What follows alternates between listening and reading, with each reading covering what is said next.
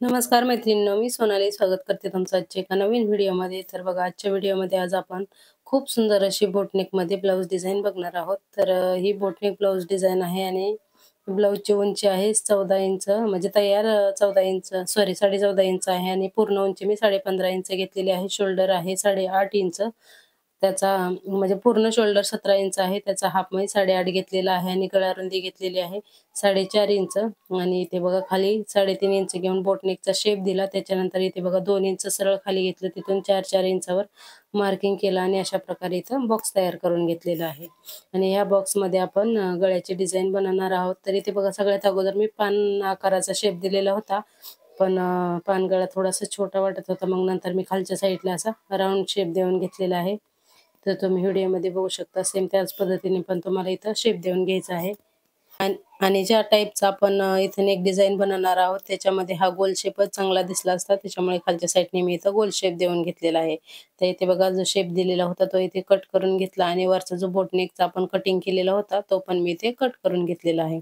त्याच्यानंतर इथे बघा, मेन फॅब्रिक घेतलेलं आहे, त्याच्यावर हे आपण ठेवायचं आणि इथं सगळ्यात अगोदर आपल्याला जो मधला गळ्याचा शेप दिलेला आहे ना आपण, तो ठेवायचा आणि पूर्ण पाव इंच एवढं मार्जिन सोडून आपल्याला इथं शिलाई मारून घ्यायची आहे पूर्ण गळ्याच्या कडेने.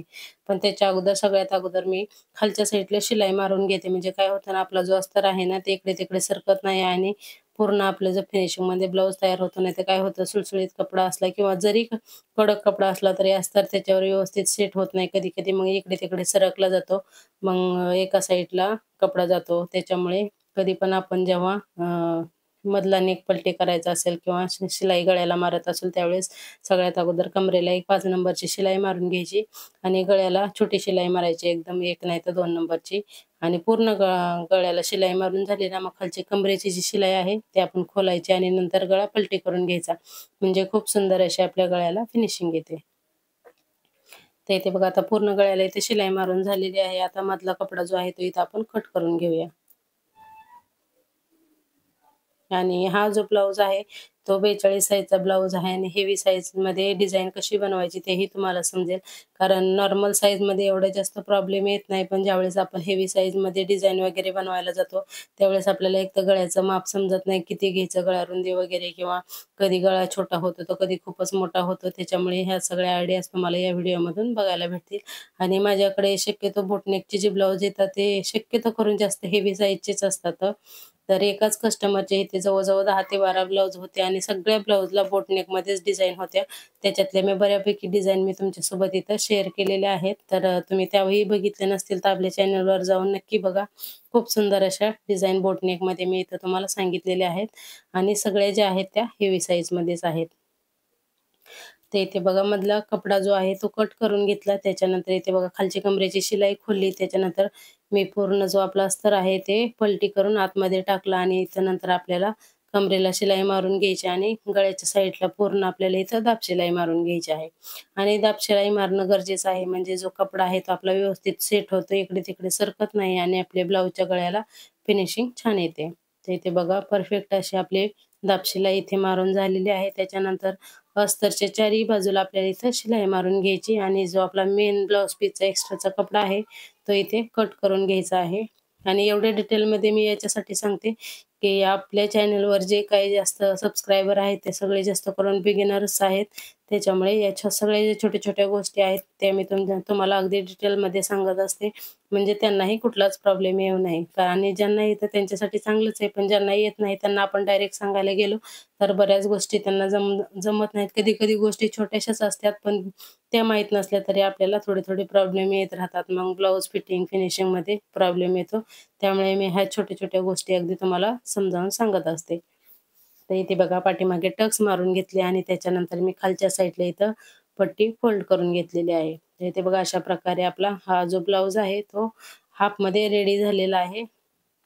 आता सगळ्यात महत्त्वाचं म्हणजे आपल्याला डिझाइन काय करायची आहे ते. तर इथे बघा, फोल्ड करून घ्यायचं. त्याच्यानंतर इथे डिझाइनसाठी मी ना साडीतला थोडासा कपडा काढून घेतला होता. त्याचीच आपल्याला इथे डिझाइन बनवायची आहे. तर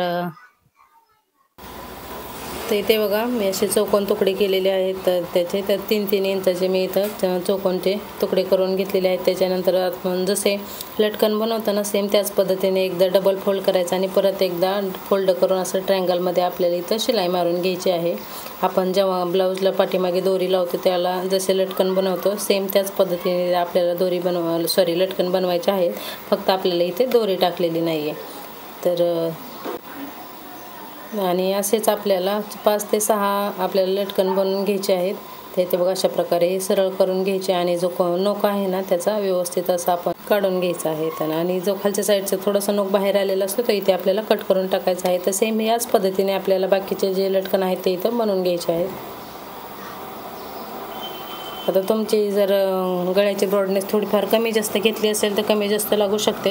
आता मी इथं गळ्याची रुंदी 4.5 इंच घेतली होती, त्याच्यामुळे मला इथं 5 लटकन लागले होते। तुम्ही जर इथं 4 इंच किंवा 3.5 इंच घेतलेले असेल तर तुम्हाला 4ही लागू शकतात, 5ही लागू शकतात किंवा 3ही लागू शकतात। आता कमी साईजचे असेल तर 3 सुद्धा बस होतील। तर तुम्ही तुमच्या जेवढी साईज असेल त्याच्यानुसार घ्यायचे। आणि मी इथं गळ्याचं मापसुद्धा सांगितलेलं आहे की किती इंचावर आपल्याला इथं हे जे लटकन्स आहेत ते लावायचे आहेत, ते तुम्ही व्हिडिओमध्ये पुढे बघालच। तर इथे बघा अशा प्रकारे जे सगळे लटकन आहेत ते इथे आपल्याला बनवून तयार करून घ्यायचे आहेत। तर एका साईडने जरा जास्तच क्रॉस झाले होते त्याच्यामुळे मी थोडेसे कमी करून घेतले, म्हणजे नाहीतर एकदम असे थोडे क्रॉस दिसत होते, त्याच्यामुळे एका साईडने थोडेसे कमी करून घेतले। तर इथे बघा सगळे लटकन आता इथं आपले बनवून तयार होत आहेत। तर इथे बघा सगळे लटकन तयार झालेले आहेत आणि लटकनच्या वरती आपण अशा प्रकारचे हे गोल्डन कलरचे जे मणी येतात ना आपल्याला ब्लाऊजला लावण्यासाठी ते इथे घेतलेले आहेत। आणि एक सुई ह्याची त्याच्यामध्ये इथे मी 4 पदरी धागा ओवून घेतलेला आहे। त्याच्या अगोदर बघूया लटकन किती अंतरावर लावायचे। तर इथे बघा मी ब्लाऊज फोल्ड करून घेतला आणि तिथून 1.5 इंचावर असे 2 मार्किंग केले आणि सेम त्याच पद्धतीने इकडच्या साईडला पण आपल्याला 1.5 इंचावर 2 मार्किंग करायचे आणि मधला एक असे म्हणजे टोटल इथं आपल्याला 5 लटकन लागणार आहेत। तर कमी साईज असेल तर तुम्ही इथं 1-1 इंचावर सुद्धा इथं लटकन लावू शकता। तर इथे बघा सुईमध्ये मी 4 पदरी धागा ओवून घेतलेला आहे। जसं आपण हुक लावण्यासाठी आपण धागा ओवतो सेम त्याच पद्धतीने ते 4 पदरी धागा केलेला आहे। त्याच्यानंतर बघा आपण जे लटकन बनवलं होतं ना त्याच्यात इथं मधून सुईवरती काढायची आणि नंतर त्याच्यामध्ये इथं मी 3 मणी ओवून घेतलेले आहेत। आणि हे तयार झालेलं लटकन आपल्याला जिथं आपण निशाण केलं होतं ना 1.5 इंचाचं तिथून सगळ्यात पहिल्या निशाणापासून आपल्याला इथं लावायला चालू करायचं आहे। आणि लावताना व्यवस्थित आपल्याला लावायचं आहे, म्हणजे मणी जे आहेत ते बरोबर ब्लाऊजला चिकटून येतील। सेम याच पद्धतीने इथं आपल्याला जोडून घ्यायचं आहे। तर इथे बघा एक लटकन मी पूर्ण तुम्हाला लावून दाखवते आणि बाकीचे लटकन आहेत ते लावून पूर्ण नंतर जे फायनल लुक आहे तो तुमच्यासोबत मी शेअर करते। तर इथे बघा अशा पद्धतीने आपल्याला इथं सगळे लटकन लावून घ्यायचे आहेत। तर इथे बघा एक लटकन लावून झालेलं आहे। सेम याच पद्धतीने आता आपण दुसरं लटकन लावून घेऊया।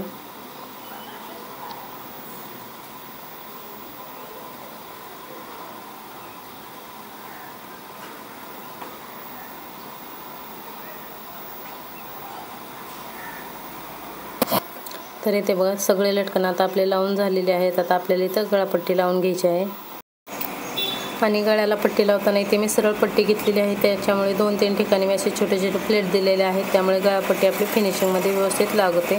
त्याच्यानंतर बघा पलटी केली आणि त्याच्यावर दाब शिलाई मारून घ्यायची आणि त्याच्यानंतर पूर्ण पट्टी आतल्या साईडला टाकायची आणि 1/2 इंच एवढं माप सोडून आपल्याला इथं शिलाई मारून घ्यायची आहे आणि पूर्ण आणि गळापट्टी लावून इथं बघा पूर्ण ब्लाऊज मी इथे रेडी करून घेतलेला आहे। तर कशी वाटली डिझाईन, आवडली असेल तर लाईक करा, शेअर करा आणि चॅनलवर नवीन असेल तर चॅनलला सबस्क्राईब नक्की करा। तर डिझाईन कशी वाटली ती कमेंट करून नक्की सांगा। थँक्यू। पूर्ण व्हिडिओ बघितल्याबद्दल धन्यवाद।